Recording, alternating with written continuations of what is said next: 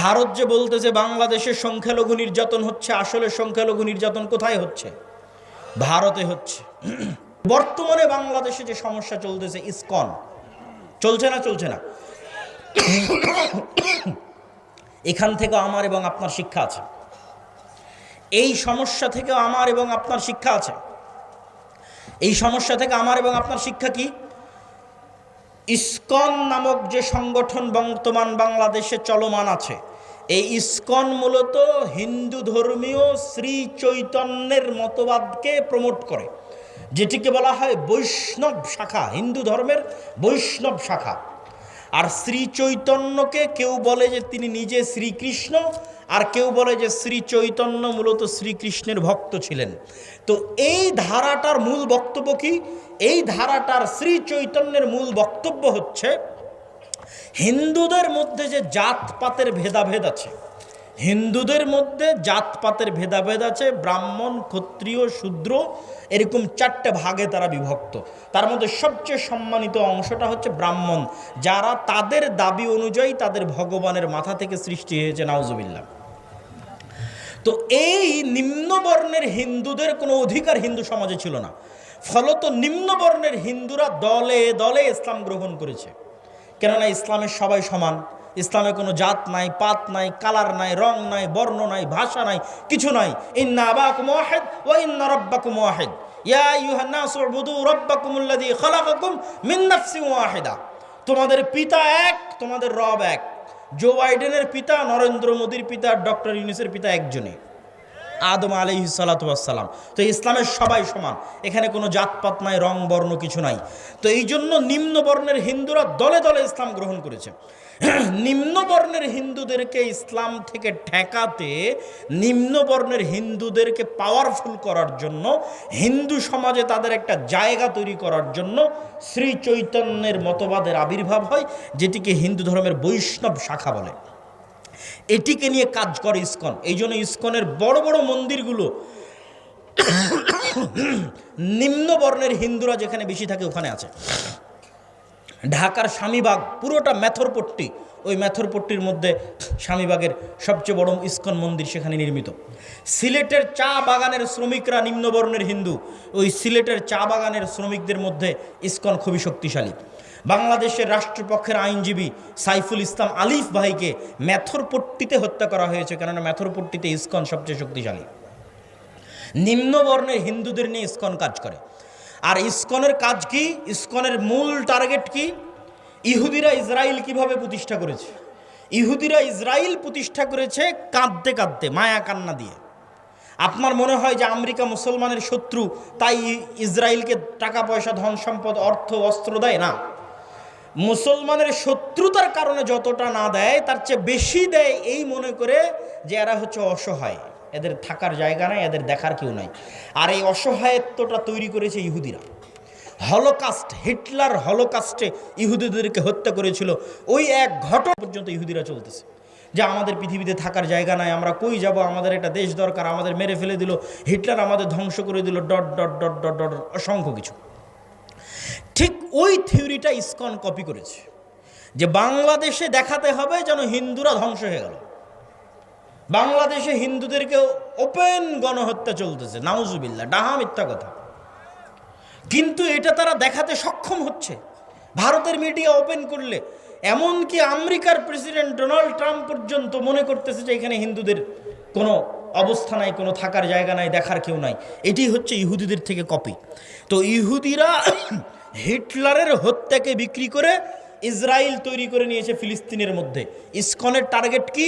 ISKCON চায় বাংলাদেশের হিন্দুদেরকে নির্যাতিত দেখিয়ে এই বাংলাদেশকে অখণ্ড ভারতের অন্তর্ভুক্ত করতে, যেন হিন্দুদের নিরাপত্তা দেওয়ার জন্য বাংলাদেশকে অখণ্ড ভারতের অন্তর্ভুক্ত করা হয়। এটা আপনার কাছে খুব দিবা স্বপ্ন মনে হলেও এটি যে কোনো মুহূর্তে হয়ে যেতে পারে, অস্বাভাবিক কিছু নয়, যে কোনো মুহূর্তে হয়ে যেতে পারে।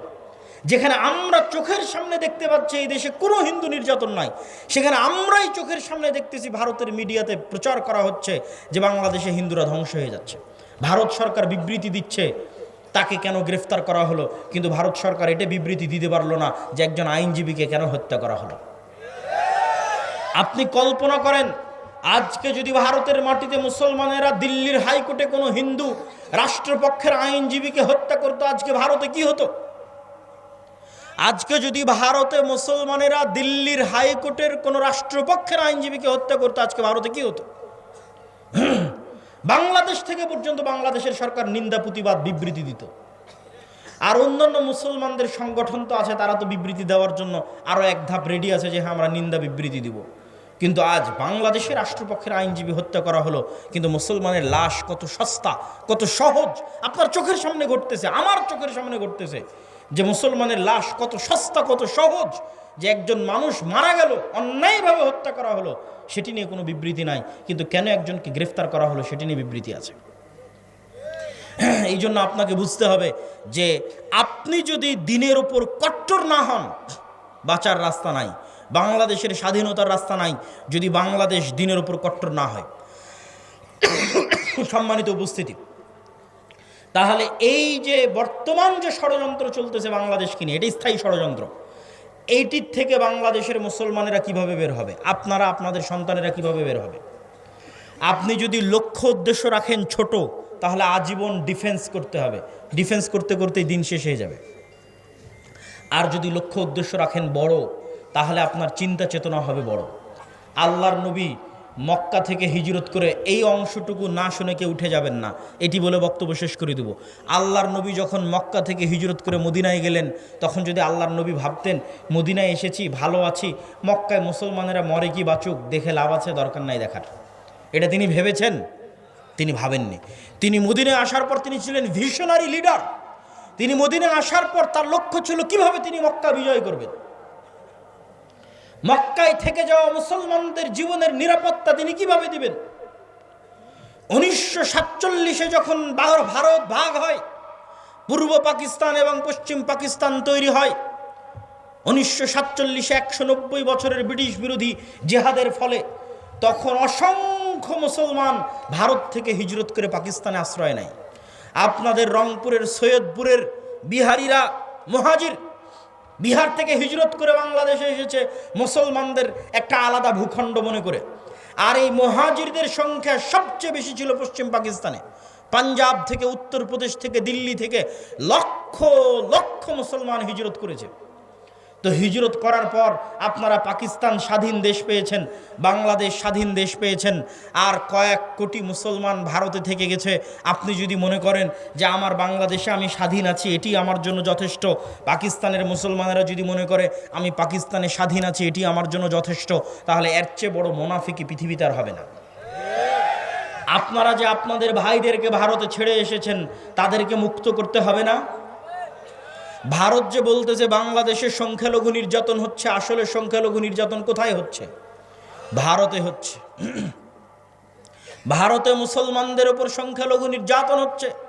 মসজিদের মধ্যে 4 জন মুসলমানকে গুলি করে হত্যা করা হয়েছে। অসংখ্য মসজিদকে দাবি করা হচ্ছে এখানে আগে মন্দির ছিল, আর সেই মসজিদকে জোরপূর্বক দখল করা হচ্ছে। তাহলে আপনার চিন্তা পাল্টিয়ে দিতে হবে, আপনাদের সন্তানদের চিন্তা, নিয়ত পাল্টিয়ে দিতে হবে। নিয়ত পরিবর্তন হবে, ভিশনারি লিডার হবে, নেতৃত্ব দেওয়া শিখবে। যদি আপনার সন্তানেরা, বাংলাদেশের ছাত্ররা যদি মনে করে শুধু বাংলাদেশকে বাঁচাবো, তাহলে আমও যাবে, ছালাও যাবে, বাংলাদেশও বাঁচবে না, কিছুই বাঁচবে না। আর যদি বাংলাদেশের মানুষেরা মনে করে যে বাংলাদেশ তো বাঁচাবো বাঁচাবো, ভারতে অত্যাচারিত মাজলুম মুসলমানদেরকেও বাঁচাবো ইনশাআল্লাহ, তাহলে আপনি ভিশনারি লিডার হয়ে গেলেন, আপনি নেতা হয়ে গেলেন। আপনার লক্ষ্য দূরদৃষ্টি সম্পন্ন। যেই দিন আপনার লক্ষ্য এরকম হয়ে যাবে, আপনার বাংলাদেশও বাঁচবে, ভারতের মুসলমানেরাও বাঁচবে। আর এটি অসম্ভব কিছু নয়, এটি অকল্পনীয় অবাস্তব কিছু নয়। আল্লাহ সুবহানাহু ওয়া তাআলা চাইলে তারা যেই গেরুয়া পতাকা চট্টগ্রামে বাংলাদেশের পতাকার উপর উড়িয়েছে, তার বিপরীতে আল্লাহ চাইলে ওই চট্টগ্রাম থেকেই ইসলামের পতাকা দিল্লি থেকে স্থাপিত হবে। আল্লাহর ইচ্ছা, কিন্তু নিয়ত রাখতে হবে, কল্পনা রাখতে হবে, ভিশনারি লিডার হতে হবে। শুধু আমি আমার বাংলাদেশকে বাঁচাবো না, ভারতে থাকা মুসলমানদের উপরও আমাদের হক আছে, তারাও, তাদের উপরও, আমাদের নিকটে তাদের হক আছে যে আমরা তাদের জন্য কিছু করব। এবং এই স্ট্র্যাটেজি শুধু মুসলমানদের ব্যক্তিগত স্ট্র্যাটেজি হলে হবে না, রাষ্ট্রের স্ট্র্যাটেজি হতে হবে। ভারত যেমন বাংলাদেশ রাষ্ট্রকে বলতেছে তোমার এখানে সংখ্যালঘু নির্যাতন হচ্ছে, বাংলাদেশ রাষ্ট্রকে বলতে হবে আমার এখানে নয়, তোমার ওখানে সংখ্যালঘু নির্যাতন হচ্ছে। এটি রাষ্ট্রের পলিসি হতে হবে, তাহলে বাংলাদেশ তার স্বাধীনতা রক্ষা করতে পারবে। আর আপনাদের নিয়তে থাকতে হবে, আপনাদের পরবর্তী বংশধরদের নিয়তে থাকতে হবে ভিশনারি লিডার, যে আমি শুধু বাংলাদেশ বা বাংলাদেশের মুসলমানদের বাঁচাবো না, বরং ভারতের অত্যাচারিত মাজলুম মুসলমানদেরও বাঁচাবো। আর এগুলো কেন ভ্রান্ত সেটি আমরা বুঝবো কিভাবে? সম্মানিত উপস্থিতি, আজকের যারা ক্ষমতায় আছে তারা কি গণতান্ত্রিক পদ্ধতিতে নির্বাচিত হয়েছে? একটু কথা বলতে হবে। গণতান্ত্রিক পদ্ধতিতে নির্বাচিত হয়েছে? হয়নি। আজকের ক্ষমতায় আসার জন্য, এই পট পরিবর্তনের জন্য সাধারণ ছাত্র জনতা, গ্রাম থেকে উঠে আসা সাধারণ ধর্মপ্রাণ মুসলমান, তাদের কুরবানি, তাদের জীবন সবচেয়ে বেশি গেছে। যেমন আপনাদের রংপুর বিভাগের আবু সাইদ, তাদের মধ্যে ন্যূনতম দিনের জ্ঞান আছে বলেই রংপুর বিভাগের আবু সাইদের বাবা বলেছে যেন আমার ছেলের কোনো ভাস্কর্য তৈরি না হয়, মূর্তি তৈরি না হয়। এবং আবু সাইদের ফেসবুক পোস্টে গেলে দেখবেন বহু বক্তব্য শায়েখ আব্দুর রাজ্জাক বিন ইউসুফের শেয়ার দেওয়া আছে, এখনও গিয়ে চেক করতে পারেন। এবং আমি আমাদের মাসিক আল ইতেসামের সম্পাদকীয়তেও তুলে ধরেছি নভেম্বর মাসের। তো এই যে হাজার হাজার ছাত্র জনতা, ধর্মপ্রাণ মানুষ জীবন দিল, কিন্তু বর্তমান রাষ্ট্র ক্ষমতায় তাদের কোনো ক্ষমতা দেখতে পান নাই। তাহলে বর্তমান রাষ্ট্র ক্ষমতা কাদের কাছে আছে? এনজিও আলাদের কাছে আছে। এই জন্য কেউ কেউ এই সরকারকে একত্রিত করে নাম দিয়েছে এনজিও গ্রাম সরকার, মানে ব্রাক এনজিও আর গ্রামীণ ব্যাংক, তো এনজিও গ্রাম সরকার। আমি এই সরকারের সমালোচনা করছি না, আপনাকে বুঝাচ্ছি, আপনাকে বুঝতে হবে যে 2000 সাধারণ ছাত্র জনতা প্রাণ দিল, কিন্তু ক্ষমতায় তাদের সিদ্ধান্ত গ্রহণের কোনো জায়গা নাই।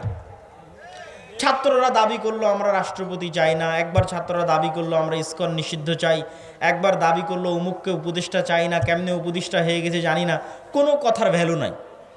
মানে এখন যারা ছাত্রদের দায়িত্ব পালন করতেছে তাদের কথার কোনো গুরুত্ব নাই, মানে রাষ্ট্রে তাদের স্টেক নাই। তাহলে রাষ্ট্রে স্টেক আছে কাদের? ক্ষমতা কাদের? শক্তিশালী প্রতিষ্ঠান যাদের ছিল। এটা দুনিয়ার অটোমেটিক নিয়ম। যখন ফ্যাসিজম বিদায় নিয়েছে, একটা সরকার চলে গেছে, তখন ওই দেশে যেই প্রতিষ্ঠানগুলো সবচেয়ে শক্তিশালী, ক্ষমতা অটোমেটিক তাদের হাতে চলে যায়। আপনি চাইলেও যাবে, না চাইলেও যাবে। যেমন বাংলাদেশের সবচেয়ে শক্তিশালী প্রতিষ্ঠান হচ্ছে সেনাবাহিনী। তো স্বৈরাচার বিদায়ের পর অটোমেটিক ক্ষমতা কার কাছে যাবে? সেনাবাহিনীর কাছে যাবে। তো এইরকম যাদের মিডিয়া সবচেয়ে শক্তিশালী, প্রথম আলো, ডেইলি স্টার, যারা অর্থনৈতিকভাবে যাদের প্রতিষ্ঠান সবচেয়ে শক্তিশালী, ব্রাক, 12,000 কোটি টাকা বাৎসরিক আয় ব্যয় ব্রাকের। আপনাদের বাংলাদেশের সব মাদ্রাসা মিলে 12,000 কোটি টাকা হবে কিনা আল্লাহ ভালো জানে, বাৎসরিক আয় ব্যয়। তাহলে যে শক্তিশালী প্রতিষ্ঠান যারা থাকে, অটোমেটিক তাদের কাছে ক্ষমতা চলে যায়। তো মুসলমানদের শক্তিশালী প্রতিষ্ঠান নাই, মুসলমানদের প্রতিনিধিত্ব করবে এরকম শক্তিশালী কোনো মিডিয়া নাই, মুসলমানদের প্রতিনিধিত্ব করবে এরকম শক্তিশালী কোনো অর্থনৈতিক প্রতিষ্ঠান নাই, মুসলমানদের প্রতিনিধিত্ব করবে এরকম শক্তিশালী কোনো জাতীয় প্রতিষ্ঠান নাই, যারা মুসলমানদের প্রতিনিধিত্ব করবে জাতীয় পর্যায়ে, মেইন স্ট্রিমে নাই। মুসলমানেরা হচ্ছে হুজুগে বাঙালি। আপনি যদি বলেন আমি 5 বছরের জন্য ভোটে যাওয়ার জন্য চেষ্টা করব, তো আপনি 5 বছরের এখনই ক্ষমতায় যাওয়ার জন্য চেষ্টা করবেন, কালকে আপনি ক্ষমতায় থাকবেন না, কালকে আপনিও ক্ষমতা থেকে বিদায় নেবেন। কিন্তু যদি আপনি বলেন যে না, আমি শক্তিশালী প্রতিষ্ঠান তৈরি করব আগামী 50 বছরকে সামনে রেখে, আগামী 100 বছরকে সামনে রেখে, তো এরকম হাজারো শাসক আসবে যাবে, কিন্তু আপনার শক্তিশালী প্রতিষ্ঠানের কারণে ক্ষমতায় আপনার স্টেক চিরস্থায়ী হবে। এই জন্য মুসলমানদের শক্তিশালী প্রতিষ্ঠান তৈরি করার দিকে মনোযোগ দিতে হবে। আপনি আজকে আমেরিকার ক্ষমতায় ডোনাল্ড ট্রাম্প আসুক আর জো বাইডেন আসুক, ক্ষমতা মূলত ইহুদিদের হাতে। কেন ইহুদিদের হাতে? জো বাইডেনও ক্ষমতায় আসতে চাইলে ইহুদি মিডিয়া ব্যবহার করতে হবে, ডোনাল্ড ট্রাম্পও ক্ষমতায় আসতে চাইলে ইহুদি মিডিয়া ব্যবহার করতে হবে। বাইডেন ক্ষমতায় আসতে চাইলেও টাকা ইহুদি ব্যাংকের কাছ থেকে, কোম্পানির কাছ থেকে নিতে হবে। ট্রাম্প ক্ষমতায় আসতে চাইলেও টাকা ইহুদি কোম্পানি, ইহুদি ব্যাংকের কাছ থেকে নিতে হবে। ফলত ক্ষমতায় কে আসলো সেটি ধর্তব্য নয়। ভোটে না দাঁড়িয়েও, নির্বাচন না করেও শুধু শক্তিশালী প্রতিষ্ঠান থাকার কারণে আমেরিকার একচ্ছত্র ক্ষমতার মালিক হচ্ছে ইহুদিরা। তাদের সংসদে কোনো প্রতিনিধিত্ব না থাকার পরেও তারা শক্তিশালী, তারা পাওয়ারফুল। সম্মানিত উপস্থিতি, তাহলে মুসলমানদের করণীয় কি কি হতে পারে? আপনি এই মাসের নভেম্বর মাসের মাসিকালে ইতিসাম যদি পড়েন, তাহলে হেডিং দেওয়া আছে ইসলামের সামগ্রিক বিজয় যেভাবে সম্ভব। মানে ইসলাম সামগ্রিকভাবে বিজয়ী হবে কিভাবে।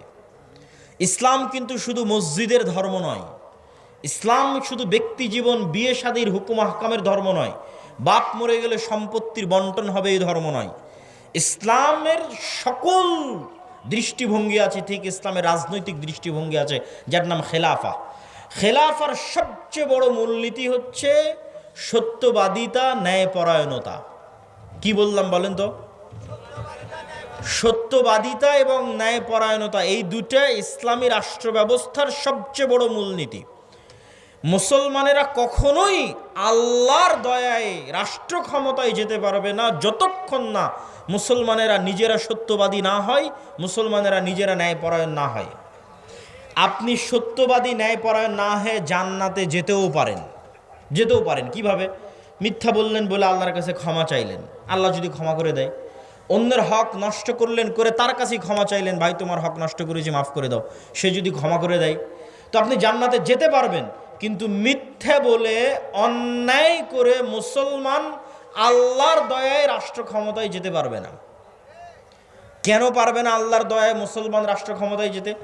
এই পুরো পৃথিবীর একচ্ছত্র ক্ষমতার মালিককে। কুলিল্লাহুম্মা মালিকাল মুলকি তুতিল মুলকা মান তাশা ওয়া তানজিউল মুলকা মিম্মান তাশা।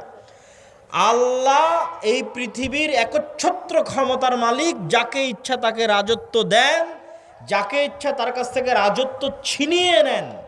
ছিনিয়ে নেওয়া মানে লোহাকে চট বা ছালার মধ্যে ঢুকানোর পর লোহাকে টান দিলে যেমন চট ছালার ছাল বাকলা উঠে আসে, এটার নাম ছিনিয়ে নেওয়া। আল্লাহ এভাবে রাষ্ট্র ক্ষমতা ছিনিয়ে নেয়। চিরস্থায়ী রাষ্ট্র ক্ষমতার মালিক আল্লাহ, বাকি সবাই ক্ষণস্থায়ী। তো আল্লাহ পৃথিবী চালায় কি দিয়ে? আল্লাহর সবচেয়ে বড় গুণ হচ্ছে ইন্নী হারামতু যুলমা আলাইয়া, আমি অত্যাচারকে আমার উপর হারাম করেছি। অথচ আমি আজিজ, মানে মহাপরাক্রমশালী, যা ইচ্ছা তাই করতে পারি, যা ইচ্ছা, কেউ জিজ্ঞেস করার নাই, এখনই যা ইচ্ছা তাই করতে পারবে। করে না কেন? আজিজুন হাকিম, ক্ষমতা থাকার পরেও তিনি প্রজ্ঞাময়, এই জন্য ন্যায় বিচার করেন। প্রত্যেকটা বান্দা, পশু পাখি, কীট পতঙ্গ, পঙ্গপাল, সবার সাথে আল্লাহ কি করেন? ন্যায় বিচার করেন। আর এই পুরো পৃথিবী তিনি নিষ্ঠার সাথে, সঠিক মানদণ্ডের সাথে, সূর্যকে কখন উঠতে হবে, চন্দ্রকে কখন ডুবতে হবে, রাত কখন হতে হবে, দিন কখন হতে হবে, বৃষ্টি কখন হতে হবে, কে কখন মারা যাবে, কার কখন জন্ম হবে, প্রত্যেকটা বিষয় পুঙ্খানুপুঙ্খরূপে সাজানো আছে এক নিখুঁত মানদণ্ডে। ন্যায় বিচারে, ন্যায় নিষ্ঠার সাথে, সত্যবাদিতার সাথে আল্লাহ পৃথিবী চালান। এখন আপনি চাচ্ছেন ইসলামের নামে ক্ষমতা, মানে আপনাকে কার দয়ায় ক্ষমতায় আসতে হবে একটু বুঝেন।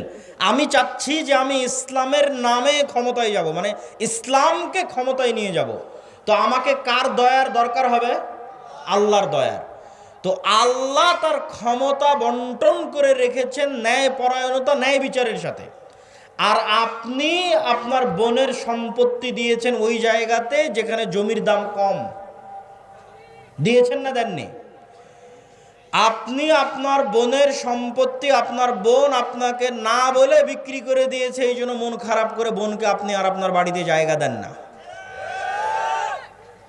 তো আল্লাহ ওই সম্পত্তি আপনার বোনকে দিয়ে গেছে, কিন্তু এই সম্পত্তির উপর আপনি অধিকার খাটাচ্ছেন। আপনি হচ্ছেন অন্যায়পরায়ণ। আপনি বোনের কাছে ক্ষমা নিয়ে জান্নাতে যেতে পারলেও আল্লাহ কোনোদিন আপনাকে রাষ্ট্র ক্ষমতা দিবেন না। গোলামি থাকবেন। অসংখ্য পদে পদে মুসলমানেরা রাষ্ট্র ক্ষমতায় যেতে পারছে না কেন? মুসলমানেরা মনে করেছে আমি বাহ্যিক যে ইবাদতগুলো আছে এই বাহ্যিক ইবাদতগুলো দিয়ে মানুষকে ফাঁকি দিব, আল্লাহকে ফাঁকি দিব। এর নাম মুনাফিকি। এর নাম কি? মুনাফিকি। বাহ্যিক ইবাদত কি? সালাত, সিয়াম, হজ, যাকাত, এগুলো বাহ্যিক ইবাদত। সে আসলে চোর, সে আসলে মিথ্যুক, সে আসলে বাটপার, কিন্তু সেই বাহ্যিক ইবাদত দিয়ে তার মুনাফিকি ঢাকতে চায়। রাসূলুল্লাহ সাল্লাল্লাহু আলাইহি ওয়াসাল্লাম বলেছেন, আরবাউন মান কুন্না ফিহ, চারটা বৈশিষ্ট্য যার মধ্যে থাকবে, মুনাফিকান খালিসা, সে নিখুঁত মুনাফিক। এক, ইদা হাদ্দাসা কাযাবা, কথা বললে মিথ্যা বলে, ওয়াইদা ওয়াদা আখলাফা, ওয়াদা করলে ভঙ্গ করে, ওয়াইদা তুমিনা খানা, আমানত রাখা হলে খেয়ানত করে। আমানত কি? ওসির দায়িত্ব আমানত, ডিসির দায়িত্ব আমানত, প্রধানমন্ত্রীর দায়িত্ব আমানত, প্রিন্সিপালের দায়িত্ব আমানত, আপনি ভাই এটাও আমানত, আপনি পিতা এটাও আমানত, আপনি মেম্বার চেয়ারম্যান এটাও আমানত, আপনি এসিল্যান্ড সাব রেজিস্ট্রার এটাও আমানত। এই প্রত্যেকটা দায়িত্ব হচ্ছে আমানত। আমানতের খেয়ানত করে। এরা হচ্ছে খাঁটি মুনাফিক। তো এই যে খাঁটি মুনাফিক, এই মুনাফিকিটা ঢাকতে ও হজ করতে যায়। বুঝেননি মনে হয় আমার কথা? খাঁটি মুনাফিক, কিন্তু মুনাফিকি ঢাকতে জালসার অতিথি হয়ে দান করে নিজেকে দানবীর দেখাতে চায়। করেনি, প্রশ্ন ফাঁস করে বলছে আমি এই টাকা আল্লাহর রাস্তায় দান করলাম। আমরা আলেম সমাজ ব্যর্থ, বুঝাতে পারিনি যে ইসলাম কাকে বলে। এটা বুঝাতে পারিনি। সে মনে করে নিয়েছে ইসলাম মানে আমি সালাত আদায় করলাম, আমি হজ পালন করলাম, আমি সিয়াম পালন করলাম, বাহ্যিক আমল ঠিক তো আমি ঠিক, কিন্তু ও তো মুনাফিক। আল্লাহর নবী বলছেন মুনাফিক। তাকে যে দায়িত্ব দেওয়া হয়েছে দায়িত্বে খেয়ানত করেছে, কিন্তু সেই মুনাফিকি ঢাকতে ও নিজেকে দানবীর দেখিয়েছে। মুনাফিকি ঢাকতে মানুষের সামনে বলেছে আমি তাহাজ্জুদের সালাত আদায় করি। তো এই ধরনের দুই নম্বরই বাটপারি, অন্যায়কারী, দুর্নীতিবাজদের আল্লাহ কখনোই তার দয়ায় রাষ্ট্র ক্ষমতা দিবেন না। মুসলমানেরা যদি বলে গোলাম থাকবো না, ক্ষমতা চাই, তাহলে প্রথমত সত্যবাদী হতে হবে, ন্যায়পরায়ণ হতে হবে, আল্লাহর নবীর মতো। মুহাম্মদ সাল্লাল্লাহু আলাইহি ওয়াসাল্লাম মক্কায় অন্য কোনো কিছুর জন্য প্রসিদ্ধ ছিলেন না। সত্যবাদিতার জন্য প্রসিদ্ধ ছিলেন, আমানতদারিতার জন্য প্রসিদ্ধ ছিলেন, ন্যায় পরায়ণতার জন্য প্রসিদ্ধ ছিলেন। তার ন্যায় পরায়ণতা, আমানতদারিতা, সত্যবাদিতার অসংখ্য ঘটনা শোনানো যাবে, কিন্তু এতটুকু বলে শেষ করি, আল্লাহর নবী যদি সত্যবাদী, আমানতদার, ন্যায় পরায়ণ না হতেন, তাহলে আবু সুফিয়ান কোনোদিন তার হাতে ইসলাম গ্রহণ করত না। আবু সুফিয়ান আল্লাহর নবীর চিরশত্রু, কিন্তু আবু সুফিয়ান জানে যে মুহাম্মদ সাল্লাল্লাহু আলাইহি ওয়াসাল্লাম সত্যবাদী। আবু সুফিয়ান জানে যে মুহাম্মদ সাল্লাল্লাহু আলাইহি ওয়াসাল্লাম ন্যায়পরায়ণ।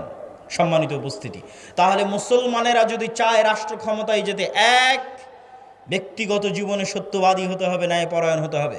ন্যায়পরায়ণ হওয়া খুবই কঠিন। বহু সালাফে সালিহিন বিবাহ করেননি, স্ত্রীর সাথে ন্যায়পরায়ণতা করতে পারবেন না এই ভয়ে। জিজ্ঞেস করেন আপনি নিজেকে, আমি নিজেকে যদি জিজ্ঞেস করি, প্রত্যেকটা মানুষ যদি নিজেকে জিজ্ঞেস করে সে তার স্ত্রীর সাথে ন্যায়পরায়ণ কিনা, উত্তর দিতে পারবে না সে ন্যায়পরায়ণ কিনা। স্ত্রীর সাথে ন্যায়পরায়ণ কিনা এই হিসাব দিতে কিয়ামতের মাঠে ফেসে যাবেন আপনি। বোনের সাথে ন্যায় বিচার করেছেন কিনা এই হিসাব দিতে কিয়ামতের মাঠে ফেসে যাবেন। আমরা বাঙালিরা আমাদের প্রত্যেকটা ধাপে ধাপে চরম দুর্নীতিবাজ। প্রত্যেকটা AC land sub registrar, 90% AC land sub registrar, OC, DC, নামাজি, আল্লাহওয়ালা, হাজি, উমরাকারী, কিন্তু নিজ নিজ দায়িত্বে আমানতের খেয়ানতকারী, মানে সব মুনাফিক। মুনাফিকি ঢাকতে বাহ্যিক ইবাদতগুলো করছে। এরা আজীবন গোলাম থাকবে, এদের পরবর্তী প্রজন্ম গোলাম থাকবে। স্বাধীন হতে চাইলে, মুক্ত হতে চাইলে ন্যায় বিচারক হতে হবে, সত্যবাদী হতে হবে, ন্যায়পরায়ণ হতে হবে, তাহলে স্বাধীন হবে, বাংলাদেশ স্বাধীন হবে। 3 নাম্বার, ইসলামকে যদি রাষ্ট্র ক্ষমতায় নিয়ে যেতে চান, তাহলে মুসলমানদেরকে তাদের কলোনিয়াল মাইন্ড সেট আপ, 190 বছর ব্রিটিশদের অধীনে আমরা যে গোলামির জীবনযাপন করেছি, এই কলোনিয়াল মাইন্ড সেট আপ থেকে বের হয়ে এসে আপনাকে কট্টর হতে হবে নিজের দিনের উপর। নিজের দিনের উপর কট্টর হতে কেন বললাম? সারা পৃথিবী তার দিনের উপর কট্টর হচ্ছে, সারা পৃথিবী। আপনি ইহুদিদেরকে দেখেন, তারা তাদের দিনের উপর শতভাগ কট্টর, পৃথিবীর কাউকে পরোয়া করে না, কোনো কম্প্রোমাইজ নাই, তার দিন সে পালন করবে। পাশের ভারতকে দেখেন, হিন্দুত্ববাদী তার নামে, উগ্রবাদী তার নামে 10 বছর থেকে ভারতে ক্ষমতায় আছে, তারা তাদের নিজের দিনের উপর শতভাগ 100% কট্টর, কট্টর ও কঠোর। তারপরও মানুষ তাদেরকে সন্ত্রাসী বলতেছে না, জঙ্গি বলতেছে না। আর মুসলমান শুধু পেয়েছে কম্প্রোমাইজ করা, আর কিছু না। মুসলমান শুধু নিজেকে সাধু দেখাতে চায় পৃথিবীর কাছে, বলে আমি অনেক বড় সেকুলার, আমি অনেক বড় লিবারেল। পৃথিবী বলছে আমি অনেক বড় হিন্দু, পৃথিবী বলছে আমি সবচেয়ে শক্তিশালী ইহুদি। মুসলমান বলছে আমি সেকুলার, আমি লিবারেল, আমি অনেক উদার, আমি অসাম্প্রদায়িক, আমি সেকুলার, আমি ধর্মনিরপেক্ষ, আমি খুব ভালো। অথচ পৃথিবী বলছে আমি শক্তিশালী হিন্দু, আমি কট্টর হিন্দু। পৃথিবী বলছে আমি কট্টর ইহুদি, আর পৃথিবী বলছে আমি কট্টর খ্রিস্টান। আর মুসলমানকে যদি 2টা থাপ্পড় দিচ্ছে তাও উঠে বলতেছে ভাই আমি খুব সাধু। ওকে যদি হত্যা করছে তাও বলছে আমি খুব সাধু, আমি সেকুলার, আমি লিবারেল। এই কম্প্রোমাইজ করে স্বাধীনতা টিকবে না। আপনাকে বলতে হবে পার্শ্ববর্তীরা যেমন বলতেছে আমি কট্টর হিন্দু, পার্শ্ববর্তীরা যেমন বলতেছে আমি কট্টর ইহুদি, আপনাকে বলতে হবে আমি কট্টর মুসলিম। যেই দিন বলতে পারবেন সাহস করে আমি কট্টর মুসলিম, ওই দিন স্বাধীন হয়ে গেছে। ওই দিন বাংলাদেশ স্বাধীন হয়ে গেছে, পৃথিবীর মুসলমানেরা স্বাধীন হয়ে গেছে। কিন্তু কলোনিয়াল মাইন্ড সেটআপ থেকে বেরিয়ে আসতে হবে। কলোনিয়াল মাইন্ড সেট মানে ঔপনিবেশিক গোলামির জিঞ্জির। সারা পৃথিবীতে মুসলমানেরা যেখানে যত সমস্যায় আছে, প্রত্যেক সমস্যার পিছনে ঔপনিবেশিক গোলামির জিঞ্জির আছে। 190 বছরের ইতিহাস। আপনি ইংরেজি কেউ বললে তাকে ভালো কেন লাগে? ইংরেজি বললে তার চাকরি কেন হয়? বাই ডিফল্ট কেন এরকম মনে হয়? অথচ মদিনা বিশ্ববিদ্যালয়ে পড়তে গিয়ে এক আফ্রিকান বন্ধু, তার সেকেন্ড ল্যাঙ্গুয়েজ হচ্ছে ফরাসি। তার সেকেন্ড ল্যাঙ্গুয়েজ কেন ফরাসি হবে? আর আমার সেকেন্ড ল্যাঙ্গুয়েজ কেন ইংরেজি হবে? ও ছিল ফ্রান্সের গোলাম, আমি ছিলাম ইংল্যান্ডের গোলাম।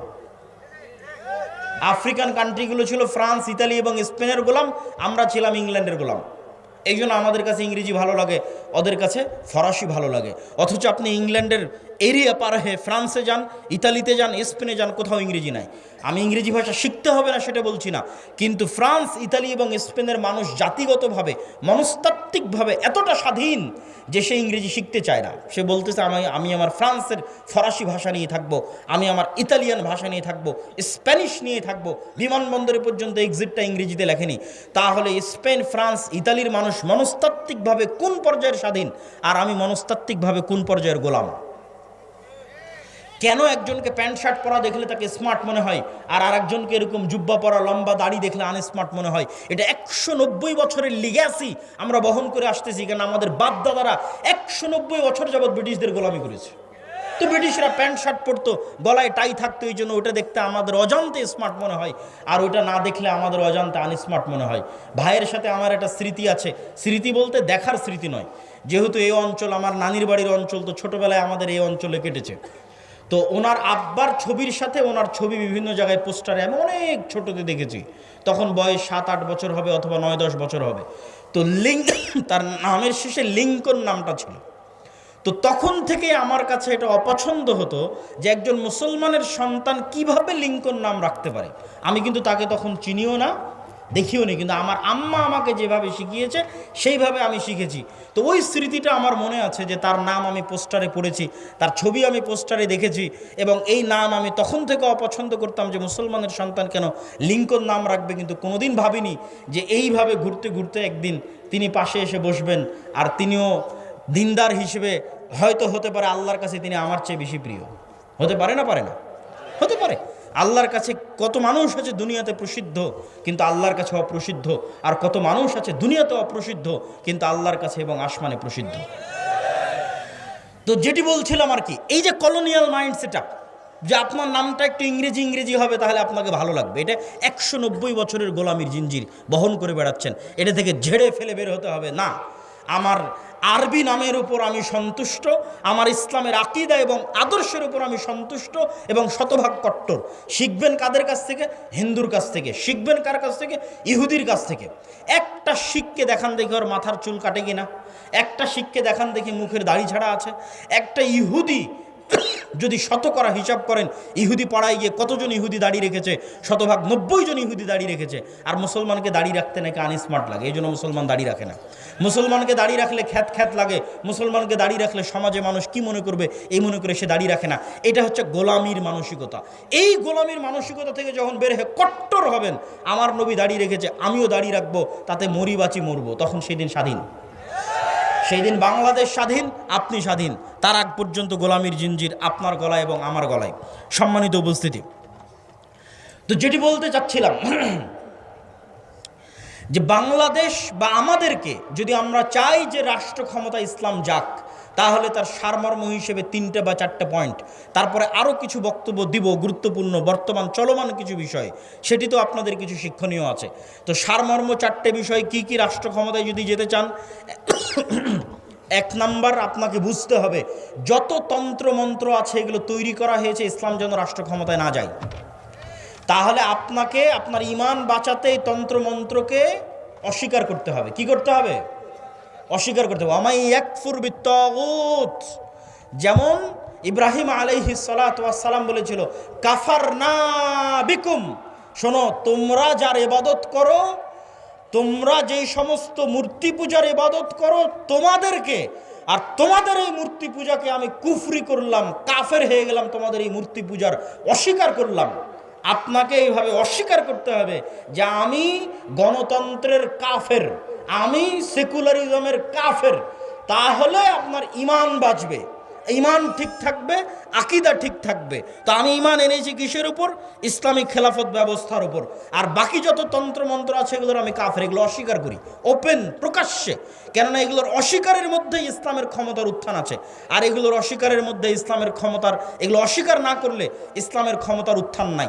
2, আপনাদেরকে ব্যক্তিগত জীবনে সত্যবাদী এবং ন্যায়পরায়ণ হতে হবে, না হলে আল্লাহর দয়ায় আল্লাহ আপনাকে ক্ষমতা দিবে না। আল্লাহ জালেমকে, মিথ্যুককে ক্ষমতা দেয় না, আল্লাহ ন্যায়পরায়ণ সত্যবাদীকে তার দয়ায় ক্ষমতা দেয়। আপনার সালাত সিয়াম তখনই কাজে লাগবে যখন আপনার সালাত সিয়াম মুহাম্মদ সাল্লাল্লাহু আলাইহি ওয়াসাল্লামের মতো হবে। আপনি তো মুনাফেক অবস্থায় সালাতে দাঁড়িয়েছেন, বোনকে সম্পত্তিতে ভাগ দেননি মানে মুনাফেক অবস্থায় সালাতে দাঁড়িয়েছেন। আর আল্লাহর নবী শতভাগ সত্যবাদী ন্যায়পরায়ণ অবস্থায় সালাতে দাঁড়িয়েছে, অন্তর পরিষ্কার অবস্থায় সালাতে দাঁড়িয়েছে। আপনি যেদিন ওইভাবে অন্তর পরিষ্কার অবস্থায় সালাতে দাঁড়াতে পারবেন, সত্যবাদী ন্যায়পরায়ণ হয়ে সালাতে দাঁড়াতে পারবেন, সেই দিন আপনার এই সালাতের পাওয়ার থাকবে, আপনার এই হজের পাওয়ার থাকবে, আপনার এই দিনের দাওয়াতের পাওয়ার থাকবে। 3, কলোনিয়াল মাইন্ড সেট আপ থেকে বের হয়ে আসতে হবে। আর বক্তব্যের শেষাংশে এসে যেটি বলবো যে বর্তমানে বাংলাদেশে যে সমস্যা চলতেছে, ইসকন চলছে না? এখান থেকেও আমার এবং আপনার শিক্ষা আছে, এই সমস্যা থেকেও আমার এবং আপনার শিক্ষা আছে। এই সমস্যা থেকে আমার এবং আপনার শিক্ষা কি? ইসকন নামক যে সংগঠন বর্তমান বাংলাদেশে চলমান আছে, এই ইসকন মূলত হিন্দু ধর্মীয় শ্রী চৈতন্যের মতবাদকে প্রমোট করে, যেটিকে বলা হয় বৈষ্ণব শাখা, হিন্দু ধর্মের বৈষ্ণব শাখা। আর শ্রী চৈতন্যকে কেউ বলে যে তিনি নিজে শ্রীকৃষ্ণ, আর কেউ বলে যে শ্রী চৈতন্য মূলত শ্রীকৃষ্ণের ভক্ত ছিলেন। তো এই ধারাটার মূল বক্তব্য কি? এই ধারাটার শ্রী চৈতন্যের মূল বক্তব্য হচ্ছে হিন্দুদের মধ্যে যে জাতপাতের ভেদাভেদ আছে, হিন্দুদের মধ্যে জাতপাতের ভেদাভেদ আছে, ব্রাহ্মণ, ক্ষত্রিয়, শূদ্র, এরকম 4টে ভাগে তারা বিভক্ত। তার মধ্যে সবচেয়ে সম্মানিত অংশটা হচ্ছে ব্রাহ্মণ, যারা তাদের দাবি অনুযায়ী তাদের ভগবানের মাথা থেকে সৃষ্টি হয়েছে, নাউজুবিল্লাহ। তো এই নিম্নবর্ণের হিন্দুদের কোনো অধিকার হিন্দু সমাজে ছিল না, ফলত নিম্নবর্ণের হিন্দুরা দলে দলে ইসলাম গ্রহণ করেছে। কেননা ইসলামের সবাই সমান, ইসলামে কোনো জাত নাই, পাত নাই, কালার নাই, রং নাই, বর্ণ নাই, ভাষা নাই, কিছু নাই। ইন্না আবাকুম ওয়াহিদ ওয়া ইন্না রাব্বাকুম ওয়াহিদ ইয়া আইয়ুহান নাসু উবুদু রাব্বাকুমুল্লাযী খালাকাকুম মিন নাফসিন ওয়াহিদা। তোমাদের পিতা এক, তোমাদের রব এক। জো বাইডেনের পিতা, নরেন্দ্র মোদীর পিতা, ডক্টর ইউনূসের পিতা একজনই, আদম আলাইহিস সালাতু ওয়াস সালাম। তো ইসলামের সবাই সমান, এখানে কোনো জাতপাত নাই, রং বর্ণ কিছু নাই। তো এই জন্য নিম্নবর্ণের হিন্দুরা দলে দলে ইসলাম গ্রহণ করেছে। নিম্নবর্ণের হিন্দুদেরকে ইসলাম থেকে ঠেকাতে, নিম্নবর্ণের হিন্দুদেরকে পাওয়ারফুল করার জন্য, হিন্দু সমাজে তাদের একটা জায়গা তৈরি করার জন্য শ্রী চৈতন্যের মতবাদের আবির্ভাব হয়, যেটিকে হিন্দু ধর্মের বৈষ্ণব শাখা বলে। এটিকে নিয়ে কাজ করে ইসকন। এই জন্য ইসকনের বড় বড় মন্দিরগুলো নিম্নবর্ণের হিন্দুরা যেখানে বেশি থাকে ওখানে আছে। ঢাকার স্বামীবাগ পুরোটা মেথরপট্টি, ওই মেথরপট্টির মধ্যে স্বামীবাগের সবচেয়ে বড় ইস্কন মন্দির সেখানে নির্মিত। সিলেটের চা বাগানের শ্রমিকরা নিম্নবর্ণের হিন্দু, ওই সিলেটের চা বাগানের শ্রমিকদের মধ্যে ইস্কন খুবই শক্তিশালী। বাংলাদেশের রাষ্ট্রপক্ষের আইনজীবী সাইফুল ইসলাম আলিফ ভাইকে মেথরপট্টিতে হত্যা করা হয়েছে, কেননা মেথরপট্টিতে ইস্কন সবচেয়ে শক্তিশালী। নিম্নবর্ণের হিন্দুদের নিয়ে ইস্কন কাজ করে। আর ইস্কনের কাজ কি? ইস্কনের মূল টার্গেট কি? ইহুদিরা ইসরায়েল কিভাবে প্রতিষ্ঠা করেছে? ইহুদিরা ইসরায়েল প্রতিষ্ঠা করেছে কাঁদতে কাঁদতে, মায়া কান্না দিয়ে। আপনার মনে হয় যে আমেরিকা মুসলমানের শত্রু, তাই ইসরায়েলকে টাকা পয়সা, ধন সম্পদ, অর্থ, অস্ত্র দেয় না। মুসলমানের শত্রুতার কারণে যতটা না দেয় তার চেয়ে বেশি দেয় এই মনে করে যে এরা হচ্ছে অসহায়, এদের থাকার জায়গা নাই, এদের দেখার কেউ নাই। আর এই অসহায়ত্বটা তৈরি করেছে ইহুদিরা।